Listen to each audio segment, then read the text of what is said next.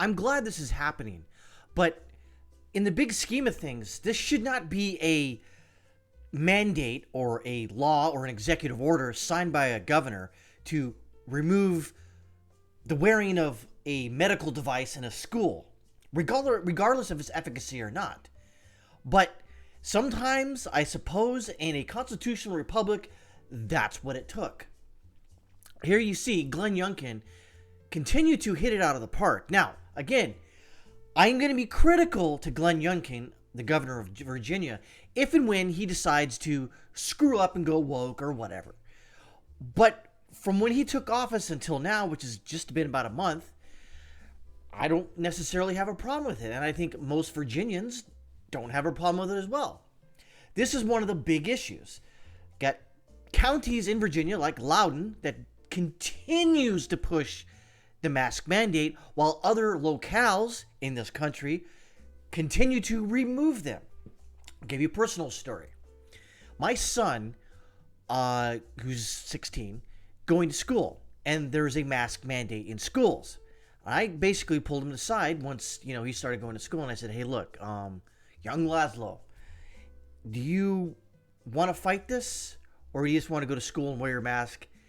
You have my 100% back, or I have your back, 100% across the board. We'll take you. I'll start teaching you at home if you want. He basically said, "Nah, I can handle it.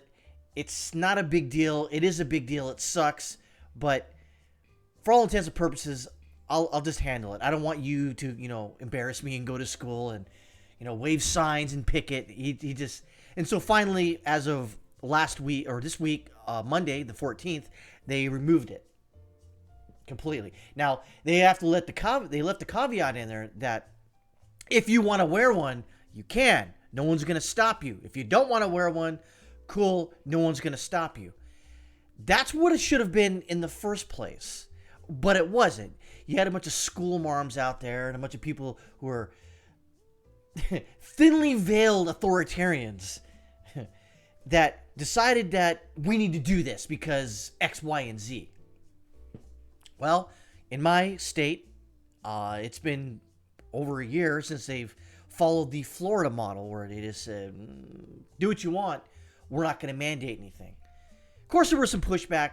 Now there's not much anymore. It's like what's going on in Florida for the past almost 2 years. Yeah, it is 2 years, but right around now the next couple months, where everything is normal in Florida, relatively speaking. You still got Florida Man. But for the other places that sort of follow that model, a little bit afterwards, they're well into normalcy. California, there's nothing normal over there. They had a Super Bowl last Sunday. No one wore a goddamn mask, but their children got to wear it. All these celebritards and politicians there in California didn't wear it, but they want your kids to wear it. And I think it's always best to ask your children if you want to embarrass them at school or not. Yes, I understand. I should probably take my kid out of school and just start teaching him here at home. But that's what he wants, I think honestly, I do think it would be better if I did pull him out. But, he's 16, and it's just kind of like one of the things, like, 10 years down the road, he's going to freaking hate me because he didn't meet the right chick or what. I don't know. The point is that the mask mandate, it's stupid.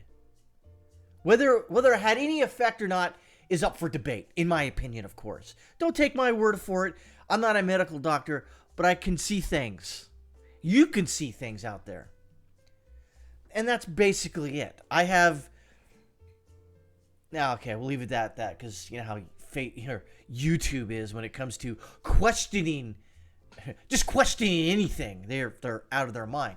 So Youngkin speaks out on legislation empowering parents to choose whether to mask students or not. I think that could go further. I think that it should be going to this area where if you want to teach your kids at home, you should be able to take that money that you were going to give to your county for schools, for basically I think it's your property taxes. I think that money should go to you where you can use that money to teach your children at home. But we're not there yet. Hopefully, one day we'll get there. Let's see. Virginia has been leading. Virginia will continue to lead. I'm very excited that a bipartisan group came together to pass this bill. I don't know, bipartisan. It's kind of weird.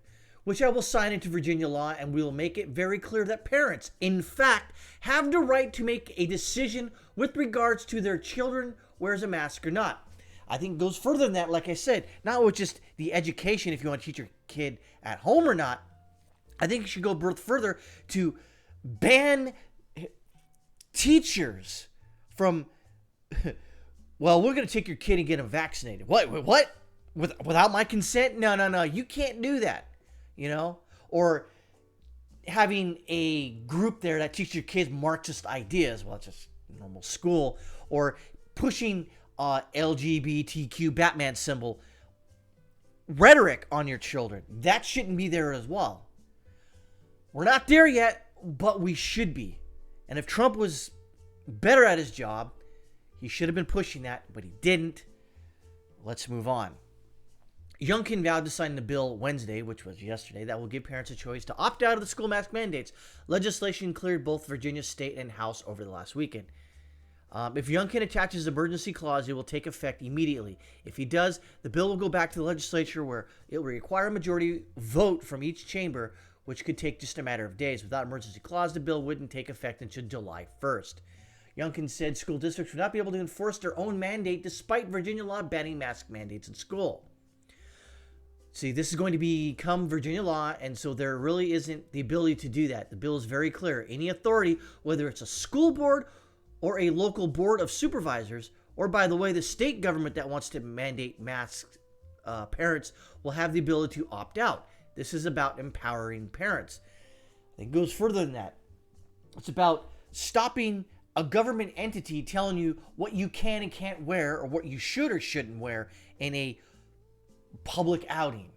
You know, matter of fact, I would be against if any state government, local government, or I guess federal government saying that you can't wear a hijab or whatever. That's a religious item or whatever. If that's what you want to do in line with your religion, that's fine.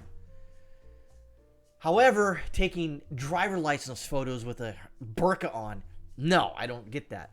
But I just don't think that government should be telling, as far as anybody, what item of clothing needed to wear, regardless of what other medical situation out there in the world.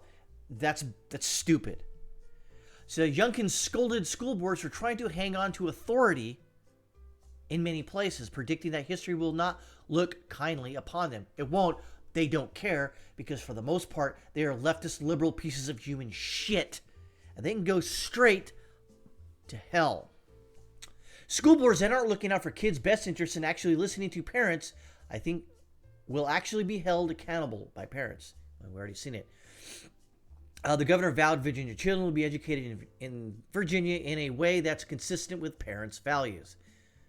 Mass learning has seen both academic and relational declines, Youngkin noted. And here's a moment for us to help our kids get back to normal. And that's good. I didn't know why Fox didn't see like the counter argument to this, but whatever. We already know the counter argument. I want to keep people safe. Where's your evidence? I don't have any. I'm not being blue hair. I'm going to dye my hair bluer now. Yeah, you are. And that just goes to show you that elections have consequences. These are good consequences. And if Terry McAuliffe was in there, holy shit, it would be way worse than it is now.